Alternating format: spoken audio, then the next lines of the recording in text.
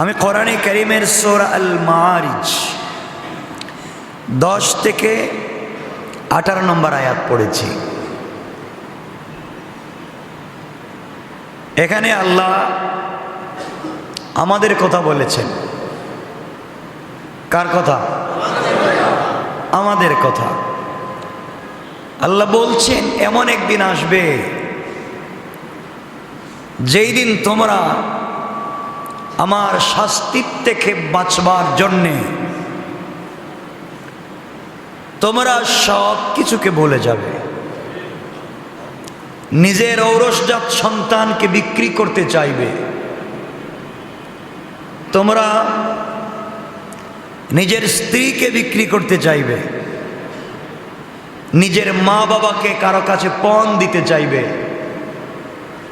এমনকি গোটা দুনিয়াটা দিয়েও নিজেকে বাঁচাতে চাইবে। গোলাম, এই দিন কিন্তু আসবে। সুতরাং এই দিন আসার আগে আগে তুমি আমি আল্লাহকে চিনে কবরে চলে আসো। আমি কথা দিলাম কোনো কিছু আমাকে দেওয়া লাগবে না, শুধুমাত্র কেবলমাত্র তুমি তোমার জিন্দগির কিছু টাইম আমি আল্লাহর জন্য ওয়াকফ করে আমি আল্লাহর নামটা জবান দিয়ে উচ্চারণ করে চলে আসো। আমি আল্লাহ আমার জিম্মাদারিতে তোমাকে জান্নাতের ফয়সালা দিলাম। কে বলছেন? আল্লাহ এই কথাটা বলছেন। আমরা সেই আল্লাহকে চিনি, বলেন না চিনি না। মনে রাখবেন, এই পৃথিবীর তিনটা সম্পর্ক তিন সময় চিনা যায়। দুনিয়া যে কত ধোঁকা, যারা এই সমাজ নিয়ে বিপদে, পরিবার নিয়ে বিপদে, তাদেরকে জিজ্ঞাসা করবেন দুনিয়া যে কত ধোঁকা।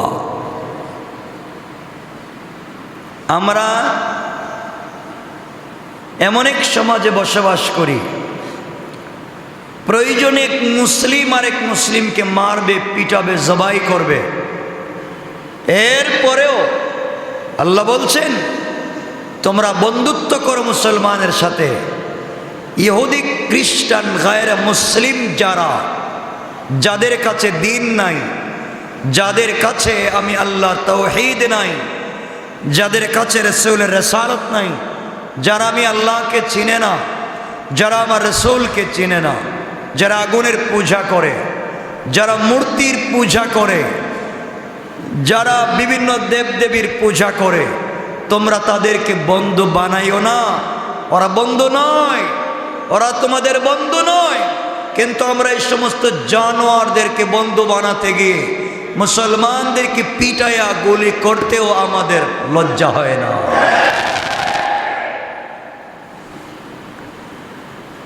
সমাজ বিষাক্ত, দায়ী আমি আর তুমি। আজকে আমরা যেই লেভেলের মুসলিম, সাহাবায়ে কেরাম এই লেভেলের মুসলিম ছিলেন না। আজকে আমরা যারা নিজেকে মুসলমান দাবি করি, আপনারা জেনে থাকবেন সাহাবায়ে কেরাম রিদওয়ানুল্লাহি তাআলা আলাইহিম আজমাইন থেকে নিয়ে আইম্মায়ে কেরাম যারা ছিলেন, তাবেঈন, তবে তাবেঈন, সালফে সালেহিন, আকাবিরে দ্বীন যারা ছিলেন, তাদের মধ্যে দ্বীনের যে আগ্রহ ছিল, দ্বীন মানার যে আগ্রহ ছিল, আজকে তা আমাদের কাছে নাই। কথা বলেন।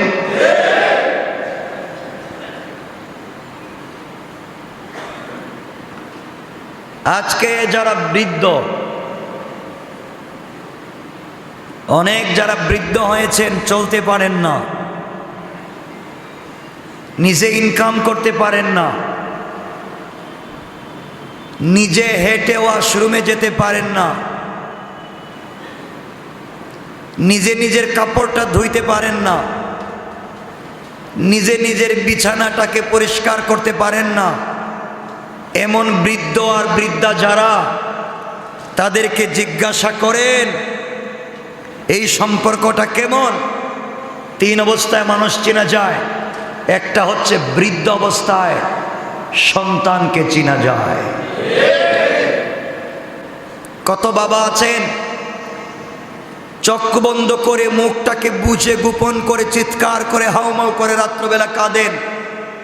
কত মা আছেন শয়তানের সন্তানের জ্বালাতন সহ্য করতে না পেরে চোখটাকে বালিশের সঙ্গে দিয়া সারা রাত্র কেঁদে বালিশ ভিজায়া দে। সন্তান তো ভালো রুমে ঘুমায় স্ত্রী নিয়া, বন্ধু বান্ধব নিয়ে ভালো হোটেলে খাওয়া দাওয়া করে আড্ডা দে, কিন্তু মায়ের খবর নেয় না। আছে না? কত বাবা আছেন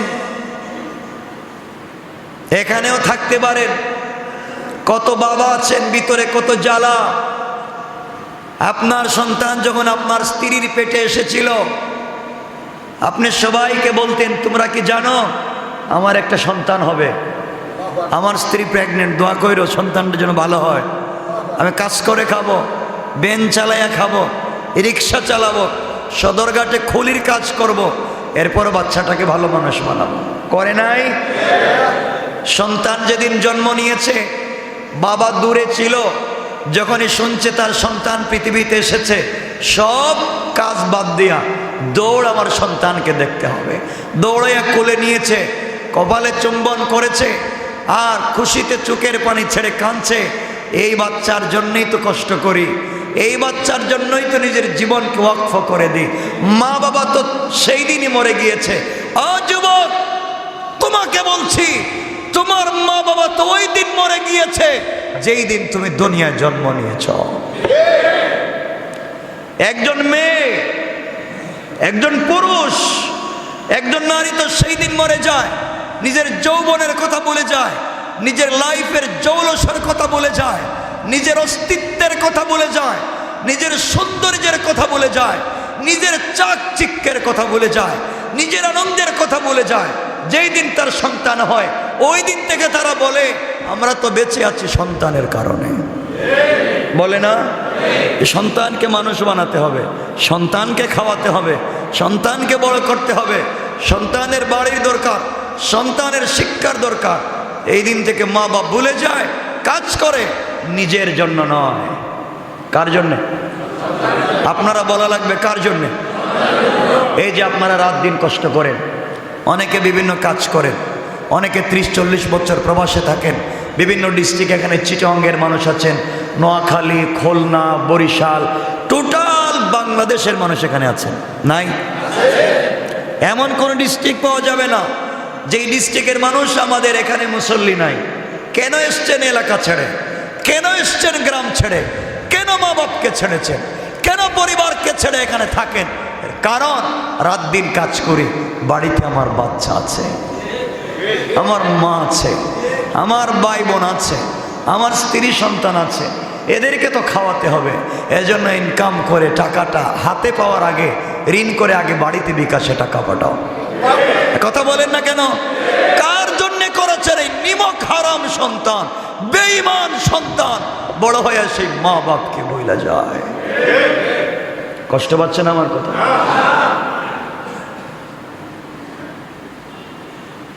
যুবকদেরকে বলছি তোমরাও মা বাপ হবা, মা হবা, বাবা হবা, বুঝতে পারবা বাবা কোন জিনিস।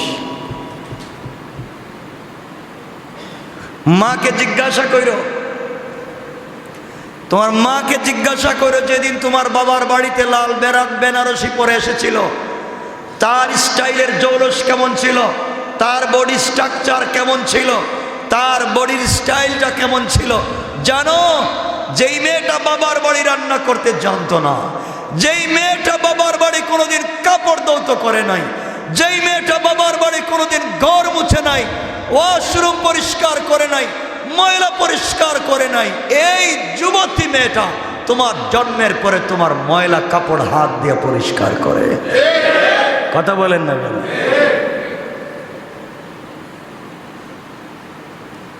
আজকে তুমি সে মাকে বইলা যাও। কথা অন্যদিকে চলে যাবে, লম্বা করতে চাইবো না। যুবক তুমি কেমনে বইলা যাও? তুমি জানো না তোমার মা আগে সকালে ঘুম থেকে উঠতো না, হয়তো ফজরের সালাত পড়ে ঘুমিয়ে গেলে 12টায় উঠতো না, কারণ তার টেনশন নাই। কিন্তু আজকে তোমার মা ফজরের সময় উঠে ঘুমায় না, উঠে তোমার স্কুলের টিফিনের ব্যবস্থা করে। কথা বলেন না কেন? তোমার কি খাবে, সকালে কি খেয়ে যাবে, কি নিয়ে তুমি স্কুলে যাবে, মা পেরেশান। কেমনে সেই সন্তান সেই মাকে ভুলে যায়?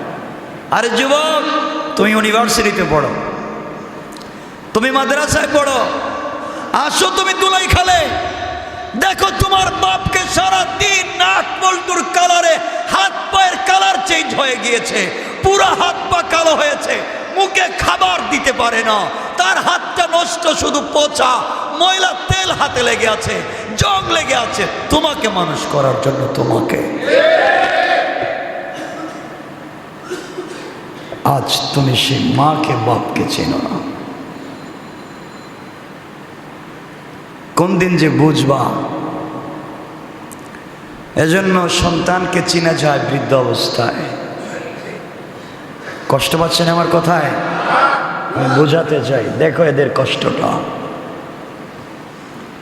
তোমার বাবা যা অনেক আছে, যার বাবা এই যে শ্যামবাজার আছে না, শ্যামবাজারে যাও, দেখো কত বাবা রাত দিন ঘুমায় না, ট্রাক আসে, বড় বড় পেঁয়াজের বস্তা কাঁধে নেয়। আরে আমাদের মতো মানুষ তো 5 কেজিও টান দিতে হইলে দেখা যায় ঘামে কাঁপতেছে বডি, ঠিক না? আরো 100 কেজি 150 কেজি 3 মণ 4 মণ ওজনের বস্তা কাঁধে উঠাইয়া কোমরে উঠাইয়া টানতেছে। কথা কোন না কেন? রোজা রেখে খেয়ে না খেয়ে সারাদিন কষ্ট করে 500-1000 পাইছে, চাইলে ভালো হোটেলে ঢুকে 1000 টাকা খাইতে পারতো, কিন্তু খায় না। ওই 10 টাকার খিচুড়ি খায়, 10 টাকার খিচুড়ি খায়, বাকি টাকা কি জুয়া খেলে? কই দেয়? কথা বলেন না কেন ভাই? তুমি কি ভুলে গিয়েছো? তুমি চিন্তা করো তোমার বাবা কেমন ছিলেন, তোমার আজ টাকা হয়েছে না। তোমার বাবা কেমন ছিলেন, তোমাকে বড় করতে কত কষ্ট করে। যারা লেবারি করে তাদেরকে জিজ্ঞাসা করেন জিন্দেগি কত নির্মম।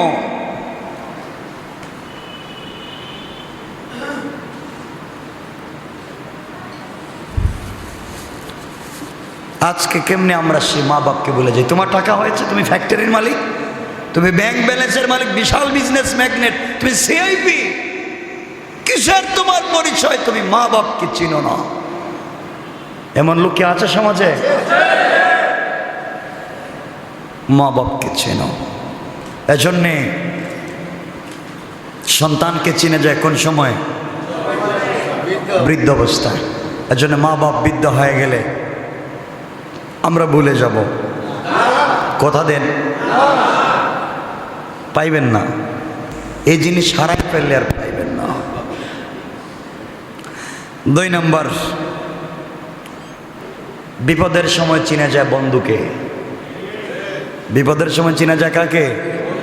বন্ধুকে। বিপদে পড়ে দেখেন বন্ধু পাইবেন, আপনি বন্ধু চিনতে ভুল করেছেন, বন্ধুত্ব করতে ভুল করেছেন। আজ তো বন্ধু তো চিন্তাই করে বন্ধু কোন দিন বিপদে পড়বে।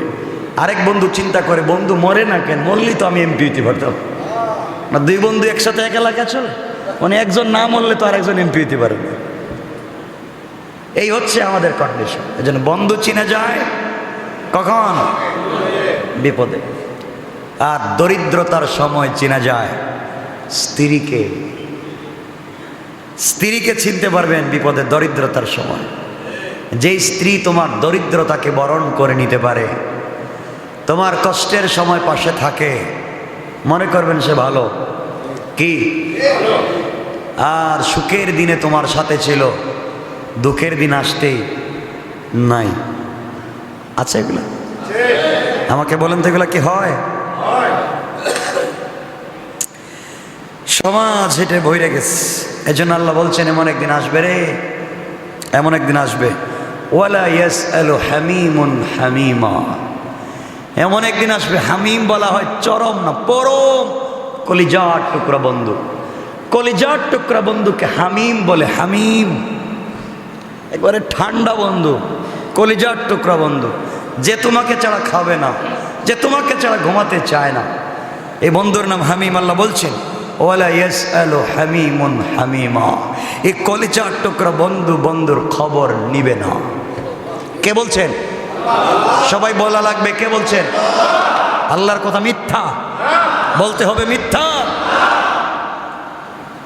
আল্লাহ বলছেন খবর নিবে না। আল্লাহ বলছেন খবর তো নিবে না। ইউবসসিরুনহুম ইয়াওয়াদ্দুল মুজরিমু লাউ ইফতাদি মিন আযাবি ইয়াউমিইযিন বিবানি। আল্লাহ বলছেন যদিও এক বন্ধু আরেক বন্ধুকে দেখবে, এক বন্ধু জান্নাতে আরেক বন্ধু জাহান্নামে, জাহান্নামের বন্ধু দেখবে জান্নাতের বন্ধুকে, জান্নাতের বন্ধু দেখবে জাহান্নামের বন্ধুকে।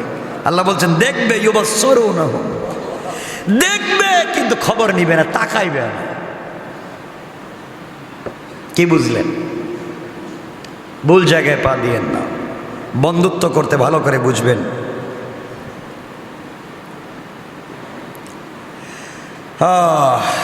এরপর আল্লাহ বলছেন যখন দেখবে সে জাহান্নামে, কেউ খবর নিচ্ছে না, এমন সময় এই লোকটা দাঁড়াইয়া যাবে, আল্লাহকে বলবে আল্লাহ তোমার সাথে আমার কথা। আল্লাহ বলবেন বল কি বলতাম। আল্লাহ এত কষ্ট করছি সদরঘাট, ইসলামপুর, নবাবপুর, গুলিস্তান, মতিঝিল, পল্টন, কত কাজ না করছি আমার সন্তানের জন্য, আজকে আমাকে চিনে না। আল্লাহ ইয়াউমি ইদিম বিবানি, তোমাকে আমার সন্তানগুলা দিয়ে দিলাম, নেও, ওগুলার দরকার নেই, আমারে বাঁচাও, আজকে আমাকে বাঁচাও, এই সন্তানগুলাকে তুমি নেও, দরকার নাই আমার। আল্লাহ বলবেন তোর সন্তান তুই লইয়ে যা, আমার দরকার নাই। তুই কেন দুনিয়ায় সন্তান নিয়ে পাগল ছিলি, আমাকে চিনলি না? কথাগুলা কি বুঝেন আমার? আল্লাহ বলবেন এই দিন ইয়াউমিদিন বিবানি, যা সন্তান নিয়ে, তোর সন্তানের আমার দরকার নাই। আল্লাহ বলবে, আল্লাহর কাছে ওই লোকটা বলবে আল্লাহ সন্তান নিবেন না, তাহলে কি দিলে আমার জাহান্নাম থেকে ছাড়বেন? যে আযাব ভাল লাগে না। আল্লাহ চামড়াটা উঠাইয়া দিচ্ছে কিন্তু জলে চামড়া পৌঁছে যায় কিন্তু মরণ হয় না। আল্লাহ আমার জিহ্বায় তো ফেরেশতারা পেরেক ঢুকায় রাখছে কিন্তু মরি না। আমার মগজের ভিতরে পেরেক রাখছে কিন্তু আমার মৌত হয় না। আমার নাড়ি বুড়ি ছিঁড়ে যায়, আমার মৌত হয় না। আল্লাহ তোমার পায়ে ধরে আমাকে বাঁচাও, বিনিময়ে আমার বাচ্চাগুলোকে নাও। আল্লাহকে দরকার নেই। আল্লাহ বাচ্চা নিলে হবে না, তাহলে কি নিবেন? ওয়াসাহিবাতিহি ওয়া বানি ওয়াসাহিবাতিহি ওয়া আখি। আল্লাহ প্রয়োজনে এক কাজ করো, আমার বউরে নাও। ওয়াসাহিবাতিহি, আমার স্ত্রীকে নাও, আমার স্ত্রীকে তোমাকে দিলাম, আমাকে ছাইলা দাও। আল্লাহকে দরকার নাই। ওই স্ত্রীরে নিয়েই তো অর্নামেন্টস আর জুয়েলারি কিনে দেওয়ার জন্যই তো আমাকে ভুলে গেছিল। যা তোর স্ত্রী নিয়ে। আল্লাহ বউ নিবেন না, তাইলে ও আখি। আমি বিদেশে ছিলাম, আমি ঢাকা শহরে ছিলাম, আমার ভাইয়েরা ছোট ছোট ছিল, ওদেরকে মানুষ করার জন্য সব টাকা ওদেরকে দিচ্ছি। ওদের বাড়ি গাড়ি করতে তোমাকে বই লাগেছি, আল্লাহ ওদের জন্য করছি। ওদের কেন? আল্লাহ নে তোর ভাইগুলারে নিয়ে যাওয়া আখি, আমার দরকার নেই। তাহলে প্রথমে সন্তান দিছে, আল্লাহকে দরকার নেই। পরে কি দিছে? নিজের স্ত্রীকে। আল্লাহকে দরকার নেই। এরপরে ও আখি, দরকার নেই। এরপরে বলো ও ফাসিলাতিহি আল্লাতী তুই, বলে আল্লাহ এদেরকে তুমি ধরো, এদেরকে নাও, যারা আমার আশ্রয় প্রশ্রয় দিয়া আমার ডাকাইত বানাইছে, আমার সন্ত্রাসী বানাইছে, আমার চোর বানাইছে, যেই নেতার নেত্রীরা আমাকে নিয়ে তাদের কর্মী বানাইয়া ঢাকা শহরে সন্ত্রাস বানাইছে, এই নেতাদেরকে ধরো। আল্লাহকে তুই যা, আমার দরকার নেই। কি বুঝছে? আল্লাহ এগুলো আগেই পরিষ্কার করে দিচ্ছেন, কোনো কাজ হবে না, নিয়ে যায় এগুলাকে। এরপরে আল্লাহ বলবেন কি মনে করছস? আল্লাহ নিজের বাচ্চা দিলাম, নিজের বউ দিলাম, নিজের ভাই দিলাম, মা বাপ দিলাম, নেতা দিলাম, কাজ হবে না? না। তাহলে কি দিবেন? এবার গোলাম আল্লাহকে ডাক দিয়া বলে ওয়ামান ফিল আরদি জামিআন সুম্মা ইউনজি। আল্লাহর কাছে ডাক দিয়ে বলছে আল্লাহ তাআলা তাহলে এই পৃথিবীতে তুমি যা কিছু সৃষ্টি করেছো, আসমানের নিচে, জমিনের উপরে, জমিনের নিচে তুমি যা কিছু সৃষ্টি করেছো, আল্লাহ তাআলা সব কিছু তোমাকে দিয়ে দিলাম, সব কিছু নিয়ে নাও। বিনিময়ে তুমি আমাকে আজকের দিনে ছেড়ে দেওয়া আর বাঁচি না। আল্লাহ, আমার সন্তানদেরকে তোমাকে দিলাম, আমার স্ত্রীকে দিলাম, আমার ভাইকে দিলাম, আমার মা বাবাকে দিলাম, আমার নেতা নেত্রীকে দিলাম, এমনকি দুনিয়ার জমিনে যা কিছু আছে তোমাকে দিয়ে দিলাম। বিনিময়ে তুমি আমাকে জাহান্নাম থেকে বাঁচায়া দাও। আল্লাহ তো রহমান জানেন, আল্লাহ রহিম জানেন, আল্লাহ গফফার সত্তার জানেন, কিন্তু আল্লাহ রহমান হতে পারেন, এত রহমান না আল্লাহ রহিম হতে পারেন, এত রহিম না যে তোমার এত কঠিন কথা শুনে আল্লাহর দিল নরম হয়ে যাবে না। তুমি কান্না করে করে জাহান্নাম থেকে চিৎকার করে বলছো, আল্লাহ, সন্তান দিয়েছি, মা বাবাকে দিয়েছি, স্ত্রী দিয়েছি, ভাইদেরকে দিয়েছি, আল্লাহ তাআলা আমার নেতাদেরকে দিলাম, তুমি বাঁচাও। পুরা জমিটা তোমাকে দিলাম, আল্লাহ তুমি বাঁচাও।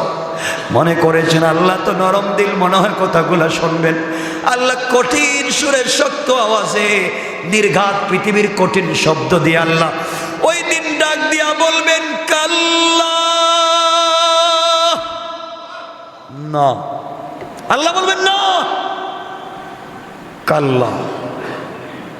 কাল্লা বলছেন কেন? এর লম্বা তাফসীর। আল্লাহ বলতে পারতেন লা, না, এই কথা না বলে বলছেন কাল্লা, মানে কখনো না।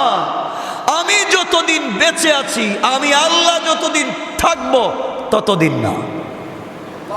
আল্লাহ কতদিন থাকবেন?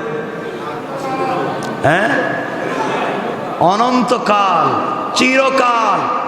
কালও শেষ হতে পারে, আল্লাহর শেষ শেষ। আল্লাহ বলছেন আমি যতক্ষণ আছি, আমি যতক্ষণ, তুই ততক্ষণ জাহান্নামে। কি বুঝলেন মিয়া? এরপরেও তো বিশ্বাস করবেন না আমার কথা। আমি বলছি আল্লাহ তো কাল্লা বলে যদি বলতেন কখনো না, কখনো না, তোকে আমি মাফ দিব না, তাহলে কোথায় রাখবেন? হয়তো জাহান্নামের কোনো নিরাপদ জায়গায় বা কম আযাব যেখানে হয় এখানে না। আল্লাহ আওয়াজ করে বলছেন, কাল্লা ইন্নাহা লাযা।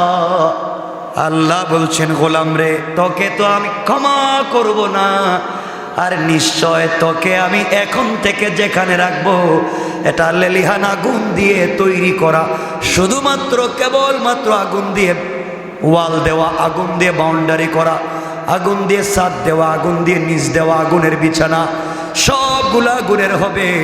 আগুন দিয়ে তৈরি করেছি যেই জাহান্নাম, যার নাম হবে লাযা। এই লাযা নামক জাহান্নামে আমি আল্লাহ তোরে দিব। কন্যা নাউযুবিল্লাহ। কেমনে বোঝায়? আপনারা বলবেন লাযা নামক জাহান্নামে কি আছে? তা আল্লাহ বলেন, রে আমি এটাও পরিষ্কার করে দিচ্ছি, লাযা কোন জাহান্নাম।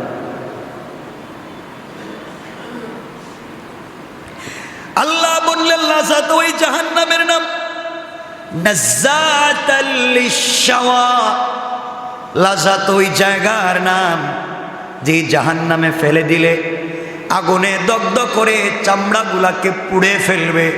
চামড়া পুড়ে, কলিজা পুড়ে, গোশত পুড়ে, হাড্ডিগুলা পুড়ে পানির মতো টপ টপ করে পড়বে, কিন্তু মওত হবে না।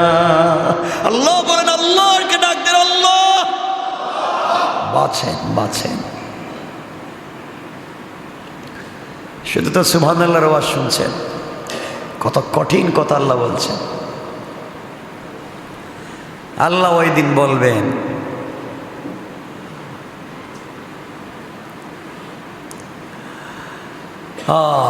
ওই দিন আল্লাহ রাব্বুল ইজ্জতুল জালাল বলবেন, কিরে শুনে আমাকে ভুলে গেলি?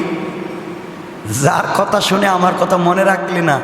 কই, যার কথা শুনে আমাকে পৃষ্ঠ প্রদর্শন করলি, যার কথা শুনে আমার থেকে বিমুখ হলি, তারা ডাক দে।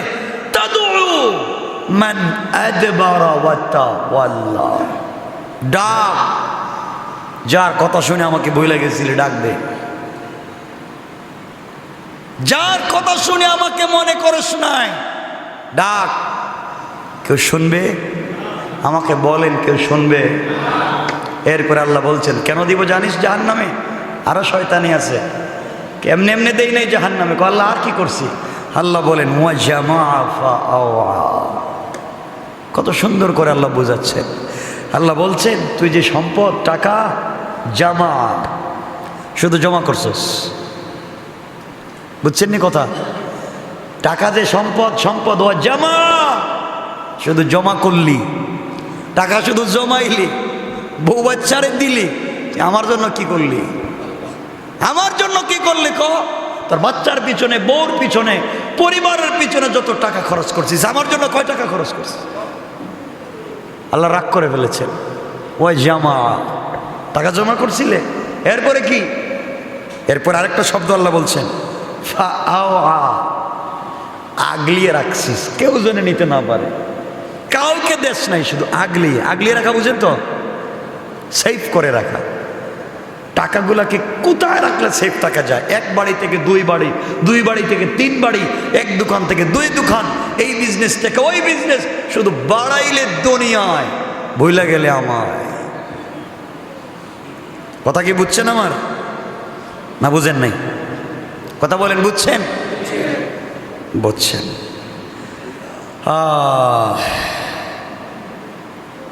এজন্য আল্লাহকে চিনব তো ইনশাল্লাহ। একটু আওয়াজ করে সবাই বলেন। এতক্ষণ যা বললাম এই কঠিন দিনের কথা বললাম। আল্লাহ বলছেন আমি জানি রে তুই বিপদে পড়বি, আমি জানি। কে বলতেছেন? আল্লাহ বলছেন আমি জানি তুই কঠিন বিপদে পড়বি, ওই দিন আমাকে ডাকবে, আমি চাইব না। আর এখন তুই ডাকস না, এরপর আমি তোর পিছনে পিছনে ঘুরি। তুই আমাকে ডাকস না, আমি তোর পিছনে পিছনে ঘুরি। তুই রাত্রে ঘুমাস আর আমি তোর দরজায় এসে ডাকি, ডাক আলা আমি মুস্তাগফিরিন ফাগফিরল্লাহ। গোলাম তুই ডাকতেছিস না, আমি আইসা গেছি, উঠ না, আমাকে ডাক দে, আমি আল্লাহ দিয়ে দিব। আল্লাহু আকবার। পিছনে পিছনে ঘুরি তো। তুই আমাকে চিনিস না, আমি এত ডাকি, আমাকে ডাক, আমার ডাকে সাড়া দিলি না, আর কিয়ামতে তুই ডাকবে, আমিও ডাকে সাড়া দিব না। এত ডাকি শুনিস না, কিয়ামতে তুইও ডাকবি, আমিও শুনবো না। এ কথাগুলো আমার, আপনারা বলেন আমার। তাইলে আমাকে বলেন না কেন? আপনারা হাজার হাজার মুসল্লি সারা বাংলাদেশ ছড়িয়ে যান, এ কথাগুলো সবার কাছে পৌঁছে দিবেন। আজকে আল্লাহ ডাকেন পিছনে পিছনে, প্রতিদিন 5 বার ডাকেন, হাইয়া আলাল ফালাহ, আয় আমার কাছে মসজিদে, আমি কল্যাণ দিব। রাত্রে ঘুমাইয়া যান, আল্লাহ আপনার ঘরের দরজা এসে ডাক দিয়ে কাসসালাতু খায়রুম মিনান নাওম, এই বান্দা ঘুম থেকে উঠ, আমার 2 হাতে রহমত আর বরকত নিয়ে হাজির হয়ে গেছে। উঠে আয়। আমি ঘুমাই, আমি জানতে চাই রব তোমাকে ডাকে, এত ডাকে, তুমি শুনলা না। এজন্য রব কষ্ট পাইতে পাইতে রাগ করে কিয়ামতের দিন বলছে কাল্লা, কখনো তোর কথা শুনবো না। ইন্নাহা লাযা, অগ্নিকুণ্ডলিতে নিক্ষেপ করবো, নাযাআতাল লিশাওয়া, যেখানে পড়লে আর বের হতে পারবে না। আল্লাহর দরদ আছে। আজকে কথাগুলো বললে অনেক সময় চলে যাবে। আল্লাহর বড় দরদ। এই জন্য আল্লাহ বলছেন গোলাম জানি তো বিপদে পড়বি, এজন্যে আমি আল্লাহ স্পেশাল স্পেশাল কিছু মাস দিয়েছি, স্পেশাল স্পেশাল কিছু ডে দিয়েছি, এই স্পেশাল কিছু রাত দিয়েছি। তুই যদি এই রাতে, এই দিনে, এই মাসে আমার কাছে আসতে পারিস, আমি আল্লাহ কথা দিলাম গোলাম, তোকে আমি বুকে জড়াইয়া রাইখা দিব। এই ধরনের এক মাসের নাম রমাদানুল মুবারক। সুবহানাল্লাহ বললেন না? এজন্যে কথা লম্বা করব না। রমজান আমাদের সামনে, আমরা সুস্বাগত রমজানকে বলবো। আমরা দোয়া করি আল্লাহুম্মা বারিক লানা ফি রজব ওয়া শাবান ওয়া বাল্লিগনা রমাদান। দোয়া করেন? আচ্ছা বলেন তো এটা কি, কেন দোয়া করেন? আমরা কেউ বলতে পারবেন? এটা তাবরানিতে আছে, বাইহাকিতে আছে। তো আমি জানতে চাই এই দোয়া কেন করেন, আমাকে বলেন, বলতে পারবেন কেউ? এই বলেন না, কে বলবেন? এই তো রমজান দিয়ে কি করবেন? রমজানে তো খালি খান আপনারা, খিচুড়ি খান, সব কিছুর দাম বাড়াইয়া খান। রমজানের কি দরকার? সব কিছু বেশি বেশি খান। রমজান কিসের মাস বলেন? হ্যাঁ, সাধনার মাস বলেন না আপনারা? কিসের মাস? সংযত থাকবার মাস না? কথা কয় না কেন? আল্লাহ সংযত রাখতে স্ত্রীর কাছ থেকে দূরে রাখছেন, কিন্তু পারলেন না জবানটাকে কন্ট্রোল করে রাখতে। আল্লাহ দিনে তো রাখছিলাম, কিন্তু মাগরিবের আজানের পরে যে খাওয়া শুরু করছে, এক সপ্তাহ খাওয়া খায়া বলে যে তারাবির আগে। কথা কন না কেন? আল্লাহকে বন্ধ করছিলাম, কি আর হয়েছে? এটা কি বন্ধ করলাম, কি আর হইল কি?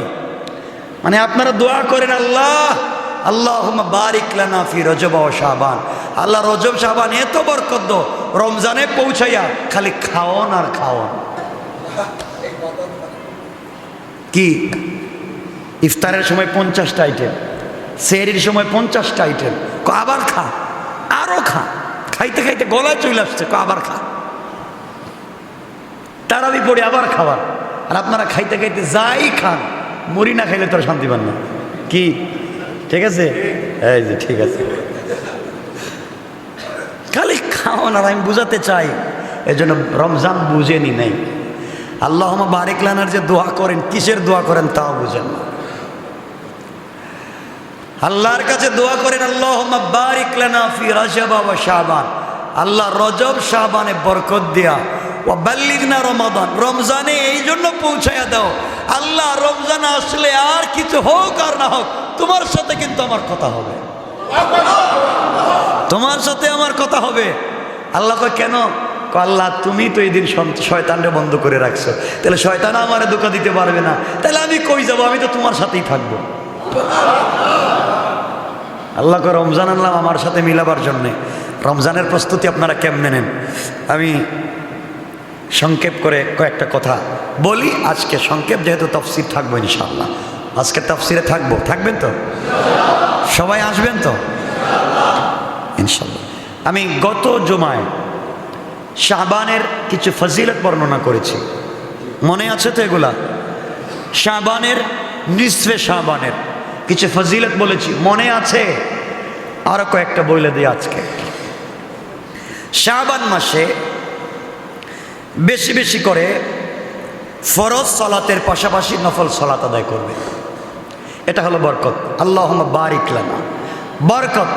রাসূল পাক শাবান আসলে আর ঘুমাতেন না, রাত্রে সারা রাত ইবাদতে কাটাইয়া দিতেন।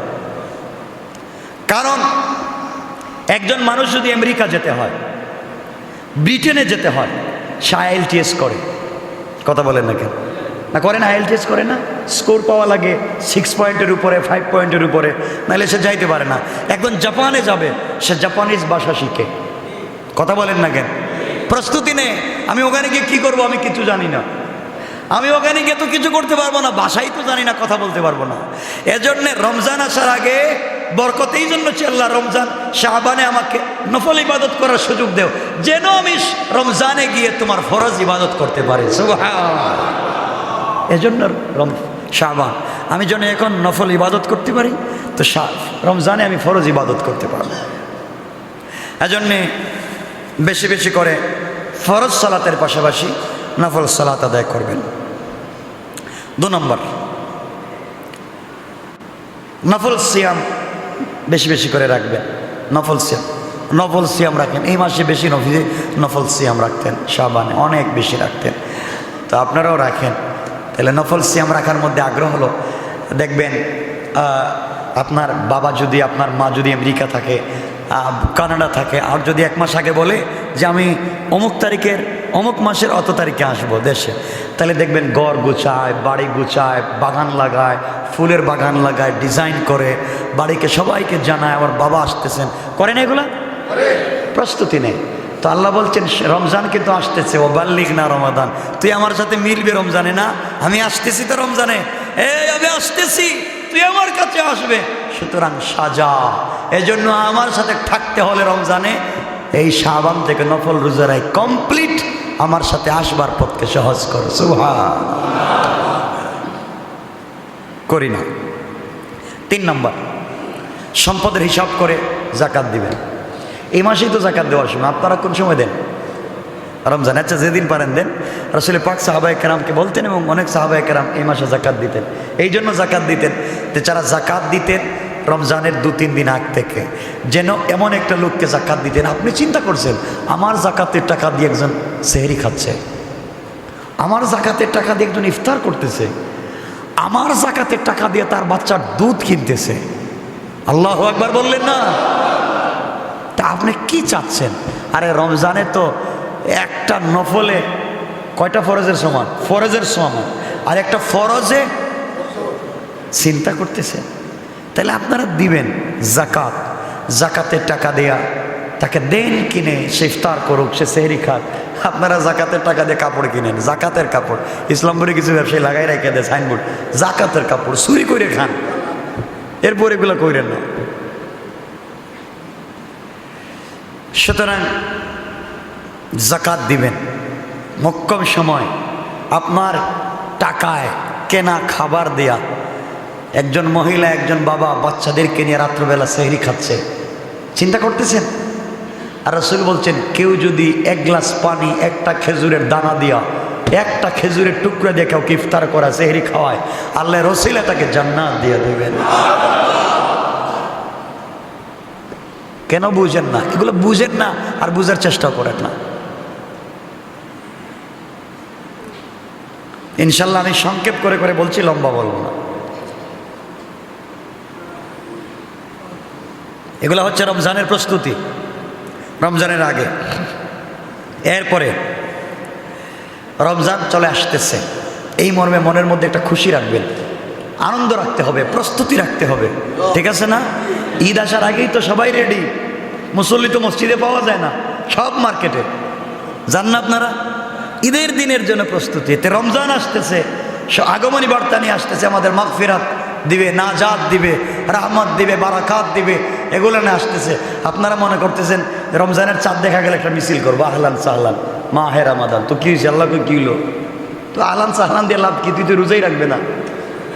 কথা বলেন না কেন? তুই তো রোজাই রাখবে না, কি আর আহলান সাহলান? যাক, এজন্যে এরপরে পরিকল্পনা নিয়ে রমজানকে সাজাবেন। আমি ইনশাল্লাহ, আরও তো আছে না কয়েকটা সপ্তাহ আছে রমজানের আগে, পরিকল্পনা নেবেন রমজানে কি কি করবেন। আমাকে মনে করাই দিলে আমি আপনাদেরকে একটা পরিকল্পনা দেব যে এই কাজ করবেন রমজানে। আমি প্রথম দিন থেকে 10 দিন ওটা করব, মধ্যখানের 10 দিন এটা করব, শেষ 10 দিন এটা করব। আর একজন মানুষকে যদি কনভিন্স করতে হয়, একজন নেতার মন যদি পাইতে হয়, একদিনে পাওয়া যায়? একদিনে পাওয়া যায়? আস্তে আস্তে তার কাছে ভিড়তে হবে, তার সাথে বন্ধুত্ব করতে হবে, তার সাথে দিলি সম্পর্ক করতে হবে। এরপরে যদি কোন যে আমার নামে একটা বাড়ি লিখে দেন, কব যা বাড়ি কেন, সারা দেশ লিখে দিলাম, যা। ঠিক না? আল্লাহকে পেতে হলে তো একদিনে হবে না, আস্তে আস্তে করে সম্পর্ক বাড়াতে হবে। বাড়াতে বাড়াতে না যাতে যখন আমরা চলে যাইব 21 রমজান থেকে 30 রমজান, তখন আস্তে আস্তে স্পিরিট বাড়াবো। আল্লাহ আরও কিছু দরকার কি? আরেকটু বেশি কথা বলবো, আরেকটু বেশি। এইভাবে বন্ধুত্ব হয়ে গেল, কথা বলতে চায়, কমাইলে ভাল লাগে না, আরো বাড়ায়। বাড়াইতে বাড়াইতে যেদিন লাইলাতুল কদর চলে আসছে, আল্লাহ আজকে তোমার সাথে স্পেশাল কথা আছে। কি কথা? তোমাকে ছাড়তাম না, আগে মাফ করছো কিনা, আগে মাফ করছো কিনা। আল্লাহ আমার জাতে পাকের কসম, তুই পুরা মাস যে কৌশল করে আমার সঙ্গে বন্ধুত্ব করলে, তুই বুঝছি এই দিনের জন্য অপেক্ষা করছিস, যা আমি আল্লাহ খুশি হয়ে গেলাম, আর এই দিনে তোর পুরা জিন্দগির গুনাহ মাফ করে দিলাম। একদিনে হবে? কথাগুলো মনে রাখবে, এইভাবে কৌশল করে করে আগাতে হবে। যাই হোক, আমাকে মনে করে দিলে আমি একটা পরিকল্পনা বলে দেব আপনাদেরকে রমজান কেমনে কাটাবেন। যাক, আরেকটা হলো রমজানের প্রস্তুতি। অনেক পুরুষ আছে যারা বিপদে পড়ে, সমস্যায় পড়ে রোজা ছেড়ে দিছিলেন, ফরজ রোজা ছাড়ছেন না অনেকে। আচ্ছা, আপনারা ভালো, ছাড়েন নাই, অনেকে ছেড়ে দেয়, বা বিপদে পড়ে অসুস্থ হয়ে ছেড়ে দিছিল। বিশেষ করে মায়েরা তো রাখতেই পারে না, কয়েকদিন অসুস্থ থাকে। এই রমজান আসার আগে শাবানের ভিতরে কাজা রোজা রাখতেই হবে। কথা বুঝেন নাই? আরেক বেচারা তোমার কাছে 10 লাখ টাকা পায়, 1 বছর থেকে টাকা দেও না, আবার তার কাছে গিয়া আমার 5 লাখ টাকা দেয়, কত বাড়ি কই? গত বছরে টাকাই দিতেছিস না, আবার এই বছর এসে টাকা চাস, দিবেনি? কথা বলেন না কেন? আল্লাহ গত বছরেরটা আমাদের কাছে পায় না, পায় না? যাদের কাছে পায় গত বছরের ফরজটা পায়, দেই না। অনেক মায়েদের, বিশেষ করে মায়েদেরকে বলবেন যাদের রোজা ছুটে গিয়েছিল এখন আর রাখেন নাই, ফরজ রোজা আসার আগে আগে রাইখা নিতে হবে। এগুলো হচ্ছে প্রস্তুতি। ঠিক আছে তো ইনশাল্লাহ? যাক, অল্প করে বললাম, আরো কিছু বলবো। এখন বলি আমাদের প্রস্তুতিটা কি, বাংলাদেশের মানুষের রমজানের প্রস্তুতিটা কেমন হয়। আপনাদের হয়তো জানা কথা, আমি বুঝিয়ে দিই। বাংলাদেশের মানুষের রমজানের প্রস্তুতির কন্ডিশনটা আমি বলি, ডোন্ট মাইন্ড, রাগ করবেন না। বাংলাদেশের মানুষের রমজানের প্রস্তুতি, 1 নম্বর, যারা বাণিজ্য মন্ত্রণালয়ে চাকরি করে, সরকারের বাণিজ্য মন্ত্রণালয়ের রমজানের প্রস্তুতি হলো বেশি বেশি করে আমদানি করো, খাদ্য মজুত করো, বেশি বেশি করে আনো, চাল আনো, গম আনো, ছোলা আনো, চিনি আনো, বেসন আনো, বাড়াও, মশলাপাতি বাড়াও, গুদামজাত করো। করে না? করে না?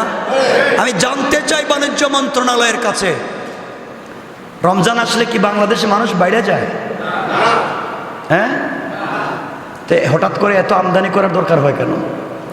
বোঝা গেল রমজান আসছে মানে আমরা খাওয়ার জন্য, রমজান আসছেই খাওয়ার জন্য। তাহলে বাণিজ্য মন্ত্রণালয়ের রমজানের প্রস্তুতি হলো খাদ্য গুদামজাত করো, গুদামজাত করতে করতে দাম বেড়ে যায়। কথা বলেন না কেন? তাহলে রমজানের প্রস্তুতি ছিল কি আর করছি কি? তাহলে দেখবেন বাণিজ্য মন্ত্রণালয়ের রমজানের প্রস্তুতি হলো বিদেশ থেকে যা পারো আনো, যা পারো আনো। আচ্ছা, যারা মিডিয়ায় কাজ করে, যারা মিডিয়ায় কাজ করেন, তাদের রমজানের প্রস্তুতি হলো রমজানের ঈদের সিনেমা বানাতে হবে। এক কথা করে না? রমজান আসছে, তাড়াহুড়া শুরু হয়ে গেছে, ঈদ চলে আসতেছে, ঈদে কোন সিনেমা রিলিজ হবে, ঈদে কোন নাটক রিলিজ হবে, এই তাদের প্রস্তুতি। এক কথা বলেন না কেন? এটার নাম রমজানের প্রস্তুতি না? যারা পত্রিকা ম্যাগাজিনে কাজ করে, তারা চিন্তা করে রমজানে স্পেশাল ম্যাগাজিন বের করবে, স্পেশাল কিছু লিখবে, স্পেশাল কলাম লিখবে, স্পেশাল ফিচার তৈরি করবে। এই নিয়ে তারা বিভিন্ন লোকের পিছনে পিছনে ঘুরে, রমজান আসছে একটা আপনি সাক্ষাৎকার দেন। কথা বলেন না? এগুলা হচ্ছে তাদের রমজানের প্রস্তুতি। এগুলা কি ইসলাম বলেছে? এরপরে কে কোন নাটক বানাবে, কে কোন সিনেমা বানাবে, কে কৌতুক করবে, এগুলাই শুরু হয়ে যায় আমাদের প্রস্তুতি। যারা ব্যবসায়ী, বড় বড় পাইকার ব্যবসায়ী, তাদের রমজানের প্রস্তুতি হলো যা পারো গুদামজাত করো, যা পারো গুদামজাত করো, আর দাম বাড়াও। কথা বলেন না কেন? যারা খাদ্য গুদামজাত করে দাম বাড়িয়ে রমজানে পাবলিককে কষ্ট দিবেন, আপনি তো রোজা রাখেন নাই, আপনি টাটকা শয়তান। এ কাজ করবেন? যারা খাদ্যের গুদামজাত করে দাম বাড়ান, হারাম কাজ। যারা কাপড়ের বিজনেস করে, তাদের রমজানের প্রস্তুতি কি? কথা বলেন না কেন? কোন ডিজাইনের কাপড় এই বছর চলবে? মেয়েদেরকে পাখি ড্রেস দেওয়া লাগবে নাকি শয়তানি ড্রেস দেওয়া লাগবে? ছেলেদেরকে কোন ধরনের পাঞ্জাবি বানাতে হবে? পুরুষের কোন ধরনের ছেঁড়া প্যান্ট লাগবে, ছেঁড়া জুতো লাগবে? এই নিয়ে এই ফ্যাক্টরিদের সারা বছর টেনশন, প্রস্তুতি থাকে যে রমজান আসছে, আমাদের কাপড়ের এই প্রস্তুতি লাগবে। যারা কাপড়ের বিজনেস করেন, দোকানকে সুন্দর করে ডেকোরেশন করে, লাইট আরো 10টা বাড়ায়, কর্মচারী আরো 3 জন বাড়ায়, এটা হচ্ছে তাদের প্রস্তুতি। কথা বলেন না কেন? এটা কি রমজানের প্রস্তুতি? যারা রাজনীতি করেন, যারা রাজনীতি করেন, আমি বলছি আমাদের যে রোজার প্রস্তুতি নাই, যারা রাজনীতি করেন তাদের রমজানের প্রস্তুতি হলো রমজান মাসে তো মিছিল মিটিং করা যায় না, পাবলিক পিটাইব রোজা রেখে, রাগ উঠলে মায়ের ফেলাইব। তাহলে কি করা লাগবে? হল রুম ভাড়া করো, সেন্টার ভাড়া করো। এখন কি করা লাগবে? ইফতার পার্টি। শয়তানি শুরু করছে। রাজনৈতিক নেতাদের রমজানের প্রস্তুতি হচ্ছে ইফতার পার্টি। কে কোন নেতাকে আনবে, কোন দিন কোন তারিখে কোন হল রুম ভাড়া করা লাগবে, এই চিন্তায় পুরা রমজান শেষ শুধু ইফতার পার্টি কইরা। কথা বলেন না কেন ভাই? এগুলো রমজানের প্রস্তুতি?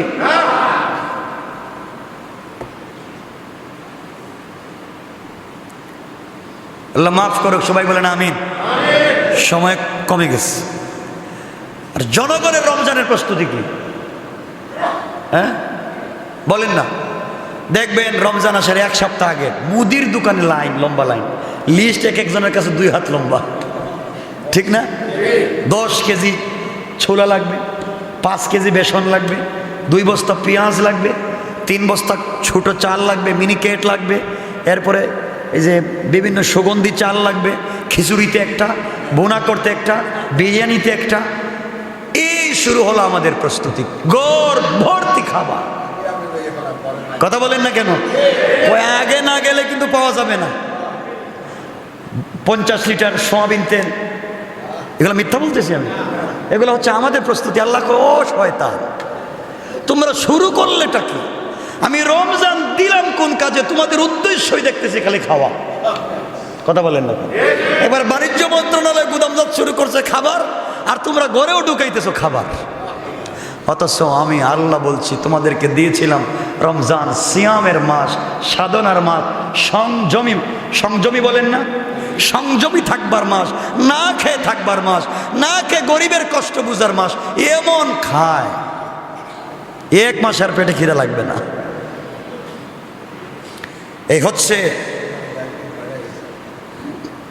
এই হচ্ছে আমাদের অবস্থা। জনগণ শুধু খাবার নিয়ে ঘরের ভিতরে জমা করতেছি, করি না ভাই এগুলা? হ্যাঁ, বিদেশ থেকে দামি দামি খেজুর অর্ডার করে, দুধ লাগবে, আর এলাকায় কোন জায়গায় কোন দামি খাবার লাগবে এইটা। আর চকবাজারে যারা থাকে এদের চিন্তা হলো আমরা বাবার বড় ছেলের ইফতার পার্টি বানাবো। বাবার বড় ছেলে এই যে বড় একটা বানায় ইফতার, কে কোন ইফতার বানাবে, বাজারে বিক্রি করবে, এই পুরা বছর তাদের এই চিন্তায় চলে যায়। এগুলো হচ্ছে আমাদের প্রস্তুতি। নাউজুবিল্লাহ বলেন।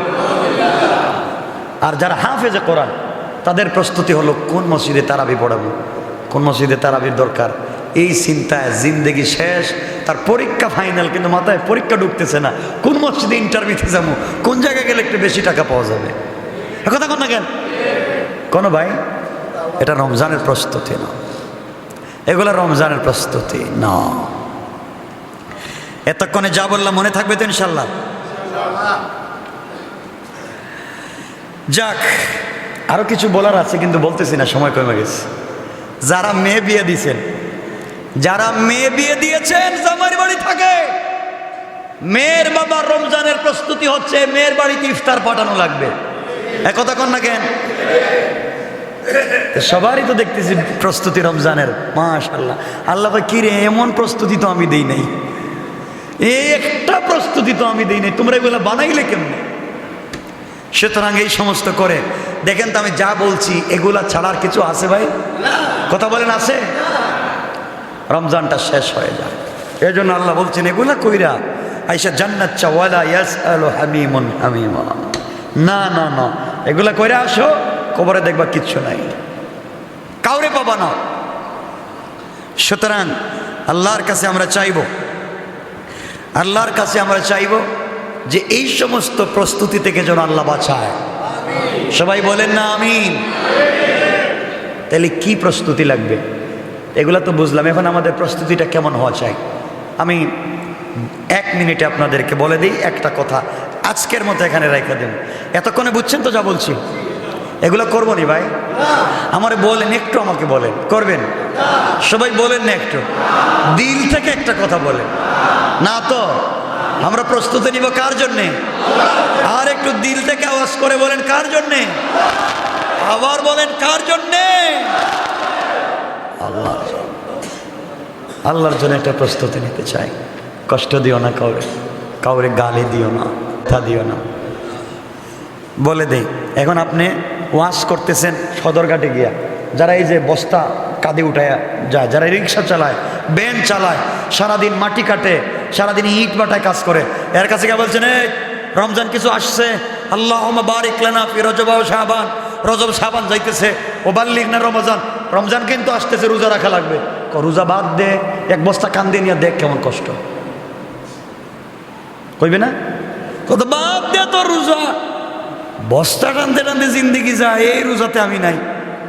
রিক্সাওয়ালারে বলছেন ভাই রিক্সাটা থামাও, সালাম মুসাফা করে, কি রমজান আসছে রোজা রাখা লাগবে। দরকার নাই, ফেটে দিতে দিতে কোমরের ব্যথা, রোজা রাখা যাবে না। কি সমস্যা? কেউ রোজা রাখতে চাইবে না। আসলে আমার বলাই হয় নাই, রমজানের প্রস্তুতি তাকে বোঝাতে হবে। কেমনে কেমনে রমজানের প্রস্তুতি হচ্ছে এই 2 মাস আসছে, আল্লাহ বুঝাতে চায় ও গোলাম রমজান আসতেছে, তুই সারা বৎসর জয় ঘন্টা কাজ করতে, যখন তুই শাবানে এবং রজবে পৌঁছে যাবে কাজের পরিধি বাড়াইয়া দে, রমজানে কমাইয়া দে। প্রস্তুতি বুঝেন, এজন্য ইনশাল্লাহ আপনাদেরকে বুঝাবো প্রস্তুতিটা কি, ইনশাল্লাহ বুঝাবো আগামী জুমায়, আল্লাহ যদি বাছাই রাখেন। সবাই বলেন না আমিন, আরো জোরে আওয়াজ করে বলেন আমিন। আজকে তাফসীর হবে তো ইনশাল্লাহ, সবাই আসবো তো ইনশাল্লাহ। অনেকে দোয়া চেয়েছেন, জনাব হাজী বিপ্লব অসুস্থ,